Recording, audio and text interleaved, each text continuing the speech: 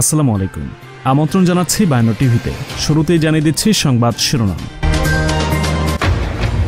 ফিলিস্তিন ইসরায়েল বিষয়ে অবস্থান পরিবর্তন যুক্তরাষ্ট্রের। পশ্চিম তীরে দখলদারিত্ব চালাচ্ছে ইসরায়েল, সাফ জানিয়ে দিল বাইডেন প্রশাসন।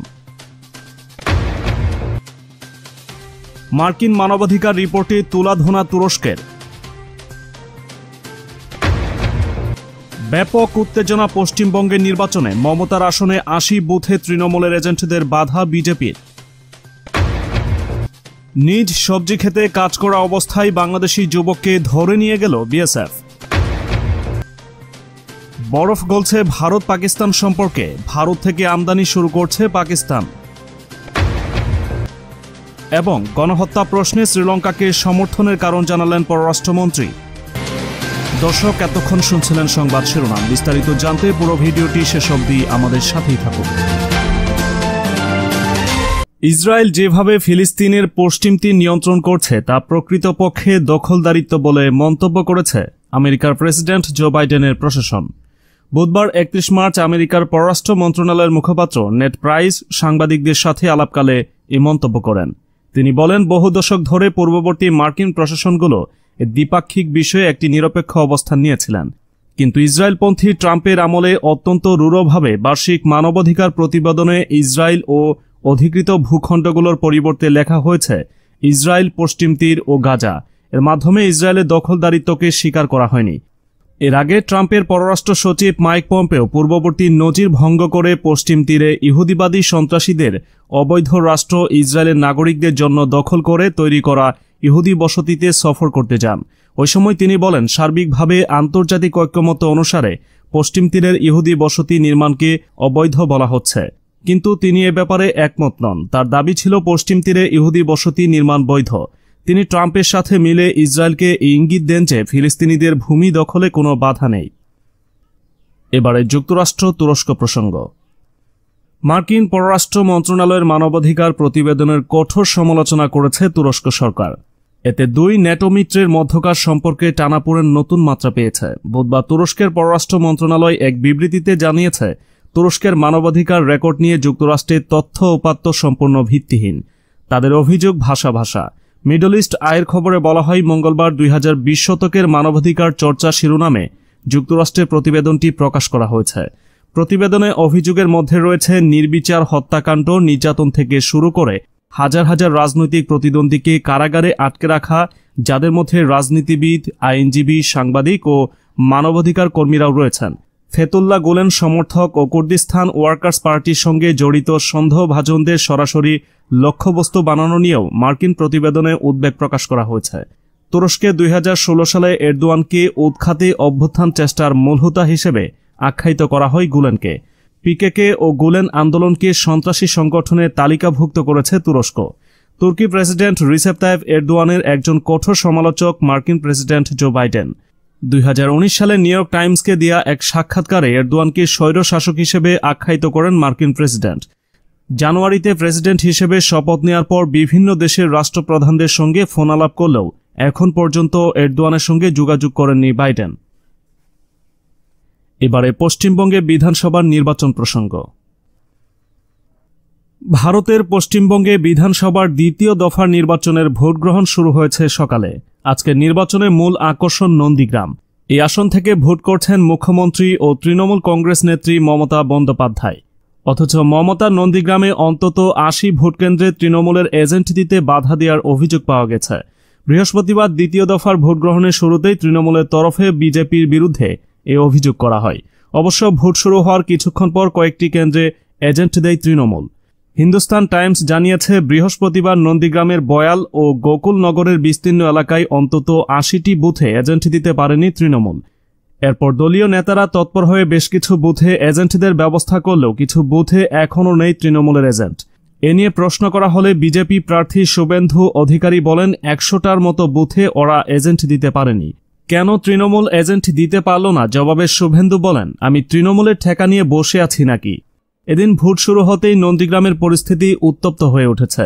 কোথাও বোমাবাজি, কোথাও আবার বুথের পাশে উত্তেজনা সৃষ্টি হয়েছে। অন্যদিকে নন্দীগ্রামের বয়ালে ভোটারদের বাধা দেওয়ার অভিযোগ উঠেছে বিজেপির বিরুদ্ধে। তৃণমূলের অভিযোগ, কয়েকটি বুথে ভোটারদের ভোটদানে বাধা দিচ্ছেন বিজেপি কর্মীরা। যে কোনো রকম অপ্রীতিকর পরিস্থিতি এড়াতে গোটা নন্দীগ্রামকে নিশ্ছিদ্র নিরাপত্তার বলয়ে মুড়ে ফেলা হয়েছে। জারি করা হয়েছে 144 ধারা। এবারে বাংলাদেশ সীমান্ত প্রসঙ্গ। শেরপুরের শ্রীবর্দী উপজেলার ভারতীয় সীমান্ত এলাকা থেকে মাহবুবুর রহমান বিপ্লব নামে 35 বছর বয়সী এক বাংলাদেশি যুবককে ধরে নিয়ে গেছে ভারতীয় বিএসএফ। বুধবার 31 মার্চ বিকেলে উপজেলা 1 নং সিঙ্গা বরুণা ইউনিয়নের হারিয়াকোনা এলাকা থেকে এই যুবককে ধরে নিয়ে যায় বিএসএফ। ওই যুবক কর্ণঝোড়া এলাকার মোহাম্মদ হারুন মিয়া ওরফে হারুন গাড়িয়ালের ছেলে। বিপ্লবের পিতা হারুন মিয়া জানিয়েছে, তার ছেলে কয়েকজন দিনমজুরকে নিয়ে ভারতীয় সীমান্তে সবজি খেতে কাজ করছিল। হঠাৎ বিএসএফ এসে ছেলেকে আটক করে নিয়ে গেছে। পরবর্তীতে বিজিবিকে সংবাদ দিলে তারা বিএসএফ এর সাথে কথা বলে, কিন্তু ছেলেকে তারা ফেরত দেয়নি। এবারে ভারত পাকিস্তান প্রসঙ্গ।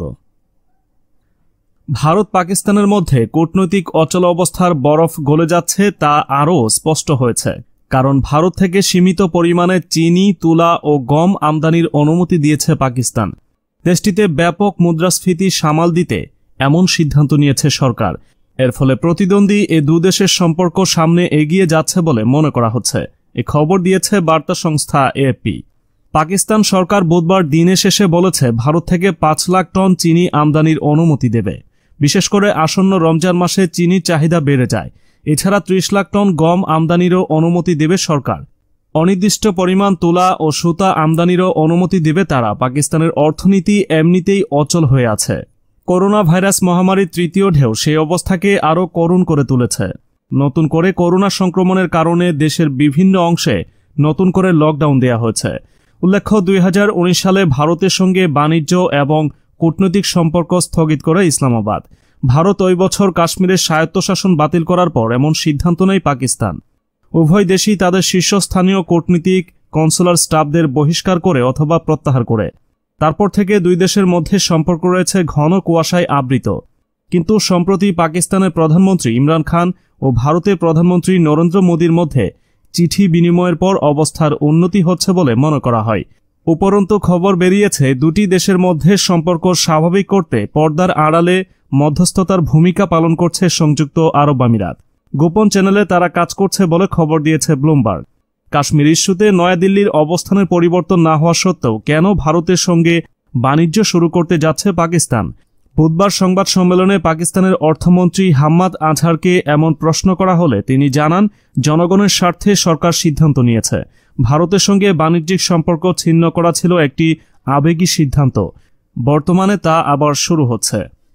সবশেষ জানিয়ে দিচ্ছি, শ্রীলঙ্কায় তামিল বিরোধী অভিযানে গণহত্যার অভিযোগে জাতিসংঘ মানবাধিকার পরিষদে যে প্রস্তাব পাশ হয়েছে, বাংলাদেশ কেন সেই প্রস্তাবের বিরোধিতা করেছে তার ব্যাখ্যা দিয়েছেন পররাষ্ট্রমন্ত্রী একে আব্দুল মোমেন। বুধবার D8 শীর্ষ সম্মেলন নিয়ে আয়োজিত ভার্চুয়াল সংবাদ সম্মেলনে সাংবাদিকদের প্রশ্নের জবাবে পররাষ্ট্রমন্ত্রী বলেন, তামিল বিরোধী যে অভিযান হয়েছিল সেখানে তদন্তের প্রশ্নে শ্রীলঙ্কা কখনো না বলেনি, বারবার বলেছে তদন্ত করবে। আর জাতিসংঘে কোনো দেশের বিরুদ্ধে সুনির্দিষ্ট প্রস্তাব আনা হলে বাংলাদেশ তা সমর্থন করে ভোট দেয় না। এটা বাংলাদেশের অবস্থান। এমনকি অতীতে মিয়ানমারের বিরুদ্ধে প্রস্তাবেও বাংলাদেশ ভোট দেয়নি। প্রতিবেশীদের প্রতি বাংলাদেশ সবসময় এ অবস্থান বজায় রাখে। তাছাড়া এই যে প্রস্তাব আনা হচ্ছে সেটা বিশেষ উদ্দেশ্য কিনা সেটা দেখার আছে। প্রসঙ্গত, শ্রীলঙ্কায় তামিল বিরোধী অভিযানে গণহত্যার অভিযোগ এনে জাতিসংঘ মানবাধিকার পরিষদে একটি প্রস্তাব আনা হয়েছে, যেখানে বাংলাদেশ ওই প্রস্তাবের বিরোধিতা করে শ্রীলঙ্কার পক্ষে ভোট দিয়েছে। যদিও শ্রীলঙ্কার বিপক্ষে আনা প্রস্তাবটি পাশ হয়েছে। গণহত্যা প্রশ্নে শ্রীলঙ্কাকে সমর্থনের কারণে বাংলাদেশের কূটনৈতিক অবস্থান সমালোচিত হচ্ছে।